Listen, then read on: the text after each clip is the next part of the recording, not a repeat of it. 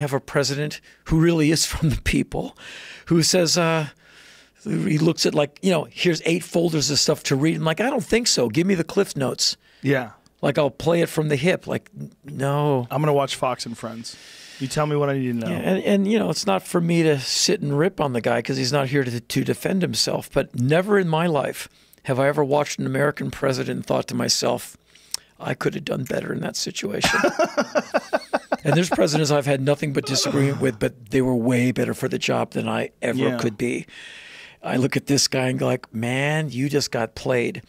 And there's something, when I knew I was going to be talking to you, there's a thing I was thinking about. Because I heard you speak many years ago about these politicians are gangster. You said like, okay, what that guy did, that's gangsta. And what this guy just did, straight up gangsta. It was during the Bush administration. You were just, I think it was like Halliburton, all these people, the Cheney world. And you're like, that's a gangster move. That's a gangster move. I'm like, I can't disagree with anything he just said. And on that kind of level, I think what I never hear is that Donald Trump is a guy who gets consistently played, got rolled by his wife, a woman I have nothing against, but she comes from a really tough part of the world. Slovenia, that's just a rough patch of real estate. She's smart and she's tough, and she got out. Got to America, well, he's not much on looks, but it's a way in from the storm. So he got played by his wife. He got played by Paul Manafort. He got played by Kim Jong-un. He got played like Jimi Hendrix at Monterey, that particular Stratocaster by Vladimir Putin, and gets played like Rachmaninoff every single day. And anyone he does high-stakes business with or negotiations, he gets played. And Manafort just used him to try and, get out of debt. And all these other people, they just roll all over him. And unfortunately, his hubris is such. He's like, ha. Like, no, dude, you just got blown out. And like everyone around you is playing you. Well, he probably doesn't feel that way with Manafort because Manafort's on trial and he's not yet. Right. But Manafort played him because Manafort really does play in that world of oligarchs and millions of dollars and laundering money. If he wrote a book, I was telling someone the other day, as of all these people, he should write the book because it would be a page turner. If he told the truth, it would get him killed.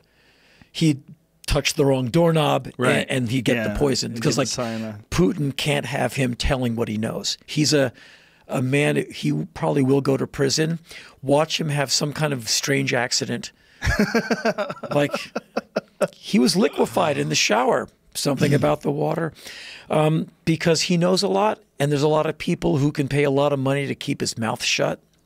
Yeah, well, you know what's fascinating to me is that over the last year or two, especially from the Fox crew, you're seeing Vladimir Putin admired. Yep.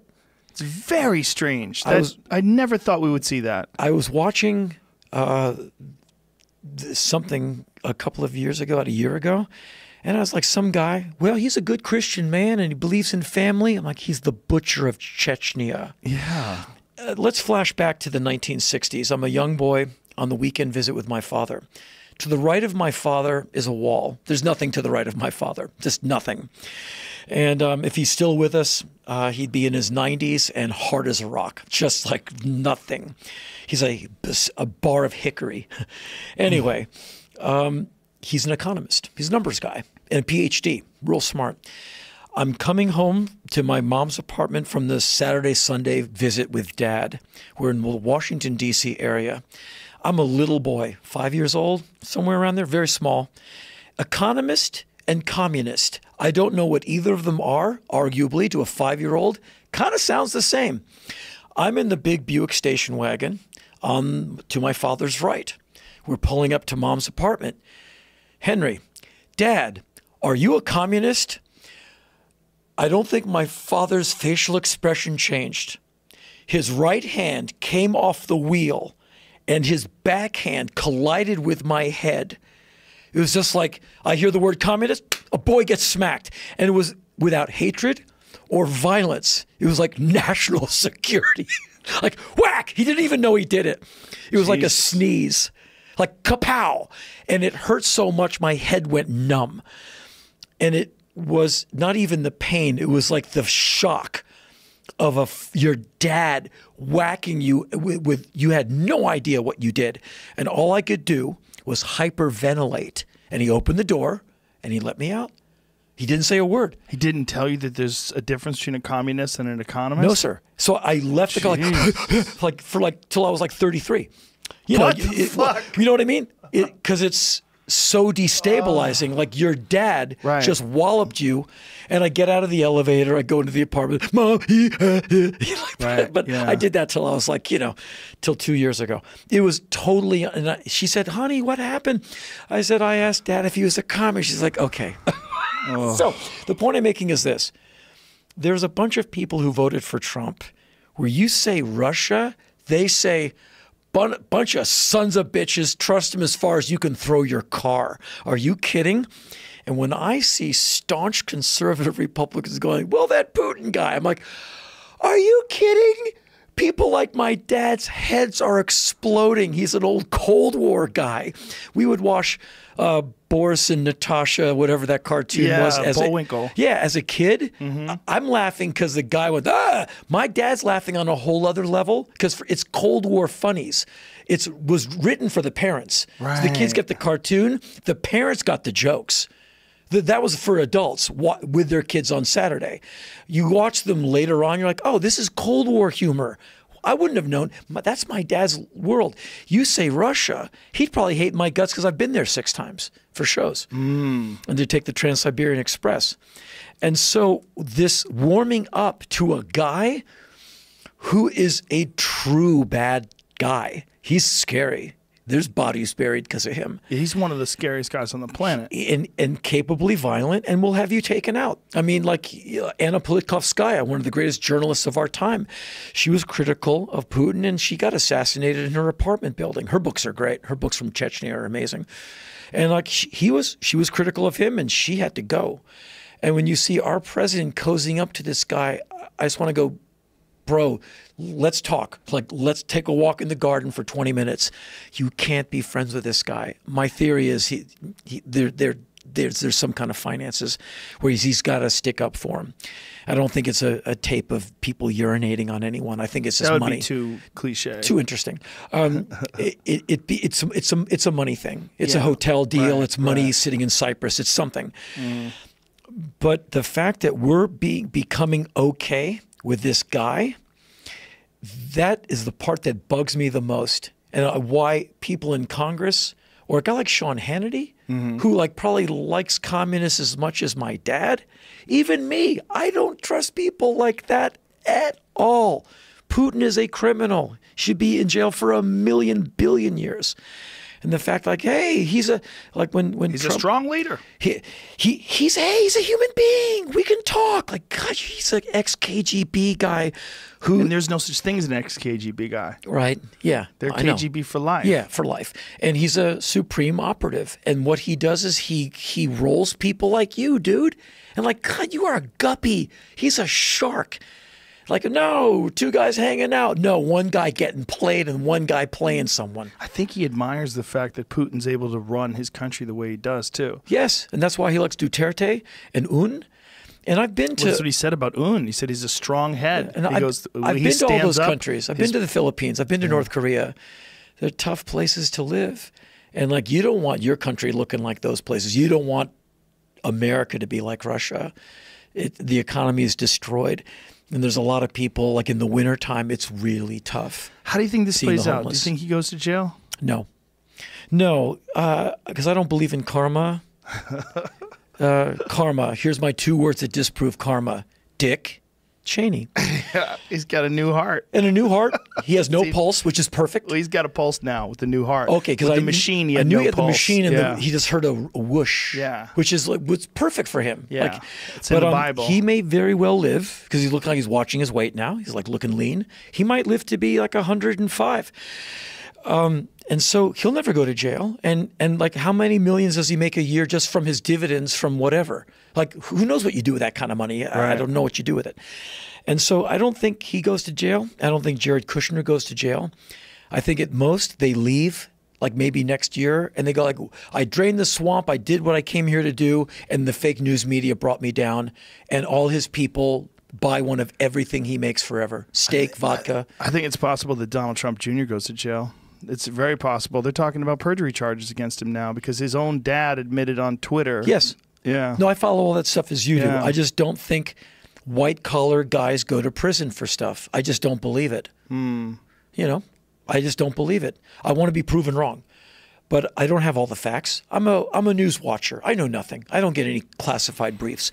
So I only know what I read and what I hear. Do you talk about any of this stuff in your stage act? A little bit, but knowing my audience, they're very sharp and they read. They're readers, and they don't need me repeating what they know back to them. Right. And so, well, good for you for that. if I make a point, as my dad used to say, you want to score, hit them where they ain't, the baseball idea.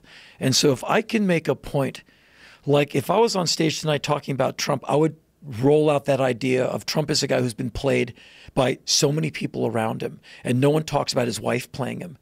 Like there's no love in that marriage, I don't think. She saw a way out, came to New York and went, that guy.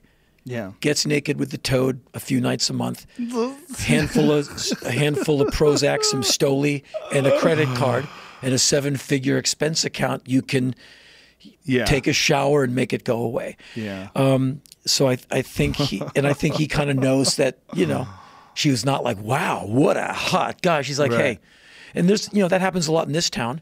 You'll see that, you know, the couple, and you're like, oh, okay. Yeah. Right. Well, Harvey Weinstein, before his wife left him, Harvey Weinstein's wife was beautiful. Well, yeah, but you see that a lot in this town, where you see the old weird dude with like the 8-year-old girlfriend. You're like, oh yeah, that's a setup. That's an agency. That's an agreement. Yeah. That's someone's getting a salary or an implied. You know, there's some kind of quid pro quo. There's a credit card. Sure. There's an expense account, or there's just a big fist full of hundreds, and just let me chew on you for the next 4 weeks. You know what I mean? Or whatever the agreement is. Right. So if I was going to say anything about Donald Trump on stage, it would be, he sucks. And I never talk about any problem on stage, and I learned this from, of all people, President Clinton. Because some of his later speeches post-presidency, I'm not a huge fan of the guy, but he's a good speaker. And he did some speeches in the UK a few years ago, and I happened to be in England when he was there, and I watched him on TV. The last part of his speech, the last 10 minutes was, here's a problem, and here's 3 solutions. Here's another problem, here's 3 solutions. We're like, for $60 million, we could put internet through this thing, or we could open this waterway, or we could reconfigure this workforce to upgrade so everyone can get a paycheck. He just had logical ways forward. So what I took from that is, to my audience, don't propose a problem. Well, he sucks, thanks, good night. Right. Don't give him a Gordian knot unless you can go, actually, it's not a Gordian knot. Here's 3 ways to get out of this burning wreck. And so, like when Trump became elected, I was on tour. I was doing a bunch of nights in LA. And I said, okay, you have a new president and some of you are depressed. I said, I know. And so gay people are on the endangered species list as if they've never been. Brown people, black people, women people, people with ovaries. These are all on the you're screwed list. So instead of becoming depressed and oh no, we get up, we start doing more benefits. Now all your words matter, your actions matter. How you stick up for your LGBT friends really matters now. How you stick up for women, how you stick up for racial equality in the workplace, like how you check yourself when you voulez-vous with other people. Words matter, actions matter more than ever. And so to me, it's an exciting time to show how great you can be, because now it's all on the line. The fat is off the land. We're being tested. I love a test, so let's get it on. It's like in your line of work when the guy goes, here we go. Yeah. That's how I saw it.